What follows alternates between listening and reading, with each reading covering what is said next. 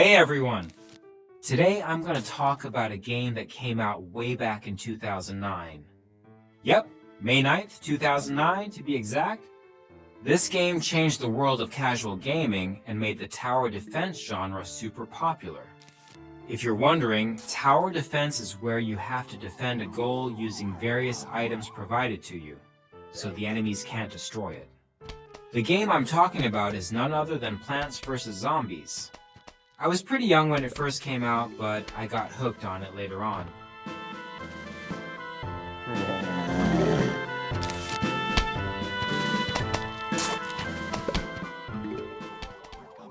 So, in this game, you had a small garden in your backyard, and you had to protect it from zombies.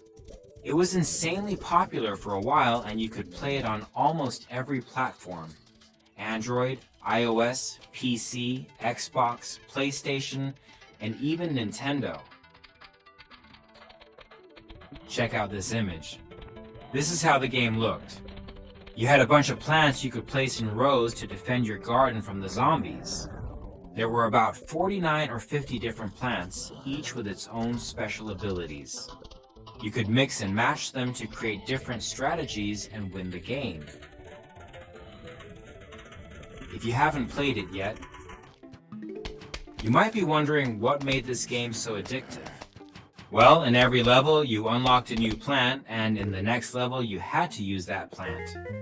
This kept you wanting to play more and see what the next plant could do. Plus, as you unlocked more plants, you needed more strategy to succeed. I'll show you some of the levels and plants in this video so you can see for yourself. Now, let's talk numbers. The first version of the game sold over 3 million copies by 2017, which is crazy for a game that small. After 2017, it became free to play. With the game's massive success, big companies took notice. In 2011, the well-known company Electronic Arts, EA, bought PopCap, the developers of the game. EA is more into pay to win than play to win, if you know what I mean. The second game came out in 2013.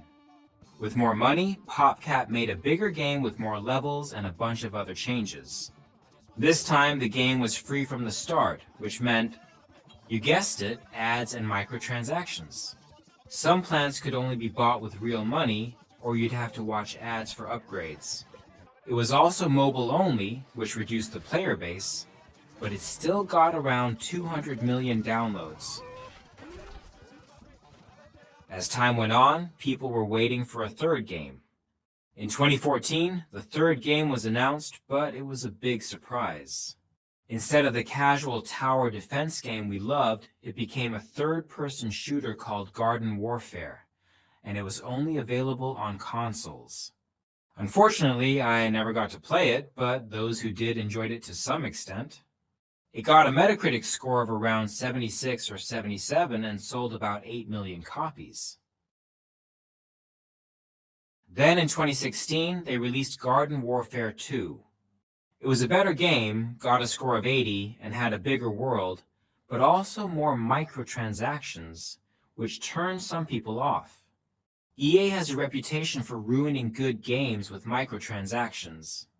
In the same year, they tried to appease old fans with a mobile game called Plants vs. Zombies Heroes. It was a card game. Yeah, a card game. Not what we wanted, right? It had tons of ads and microtransactions, and fans weren't happy. The game pretty much disappeared. In 2019, they introduced another third-person shooter. It didn't have much new to offer, just a graphical upgrade from the previous version. I didn't play this one either, so let's skip it. Hey, if you've made it this far, don't forget to like this video. And if you're into mobile gaming, hit that subscribe button to support me. In 2020, another version was announced, promising to bring back the old vibe. But it was different. The art style changed to almost 3D, the sunflowers worked differently, and it was vertical, even on PC. Fans weren't happy, so PopCap pulled it from all stores and asked for a year to fix it. In 2021, they re-released it, fixing those issues and making old fans happy again. But by then, the hype had died down and it never regained its old popularity. So, that's the story of Plants vs. Zombies, a game that once had everyone hooked. There was even a cancelled action-adventure game like Uncharted and Tomb Raider that leaked some footage, but never saw the light of day. It could have been interesting, but not for mobile gamers.